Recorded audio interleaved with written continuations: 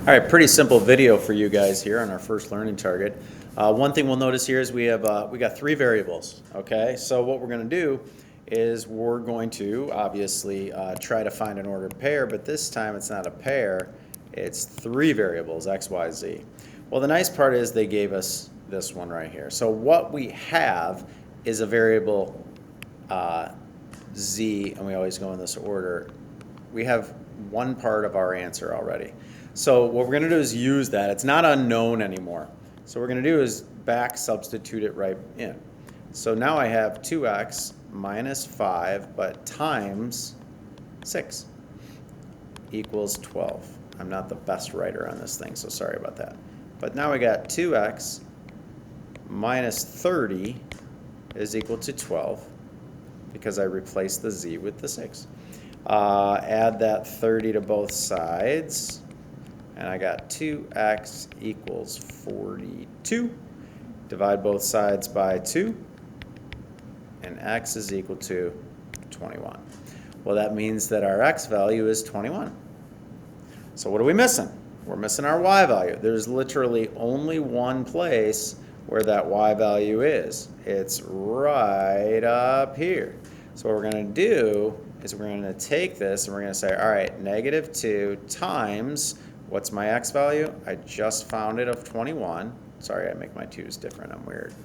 And then minus that y value that we're looking for, plus the z, which we now know is 6, and it equals negative 40. That is from here, just plugging them in. So let me crank that out. We got negative 42 minus y plus 6 equals negative 40. Negative y, combine like terms, that's going to give me negative 36 equals negative 40. Add that. Handwriting's getting big here, so add 36 to both sides and you'll get negative 4. Divide both sides by negative 1 and you will get 4. Okay, so we have our answer of 21, 4, and 6. And remember, if we plug them into all three, they should work out. Whoops, I don't even know what I just did there. That was really cool. Okay, so the second example here on your notes is pretty similar, but it's a little bit extended. Next level a little bit here. So what we got is, once again, x, y, z, x, y, x, y, but we don't have a z handed to us. We don't have an x handed to us. So we're going to actually, hopefully your instincts would take you here, we're going to use just those two to start. And we just learned elimination, right? So, I don't know how to get that off of there. So anyways, when you add down right now, when you add down, you will get 2x. I'm just adding these two, and that will equal 18. So you can see I can use these two bottom ones here to get me an x value of 9 when I divide both sides by 2.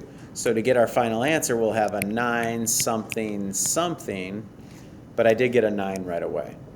All right, well, you can use any of these now, and step 2 would be, all right, x plus y equals 12.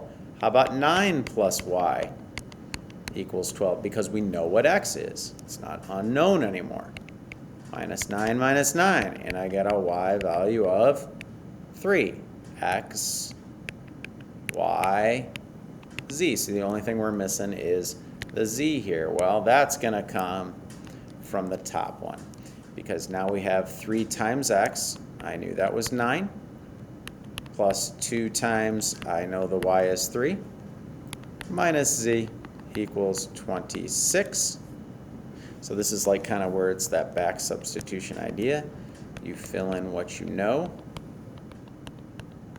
and you crank out some math. So 27 plus 6, we're getting 33 minus z equals 26. Then if we subtract the 33 from both sides, we will get a negative 7. But we want our variable to be positive. So once again, divide by negative 1, divide by negative 1, you get positive 7. So there we are. Hopefully you have enough to attempt your first assignment.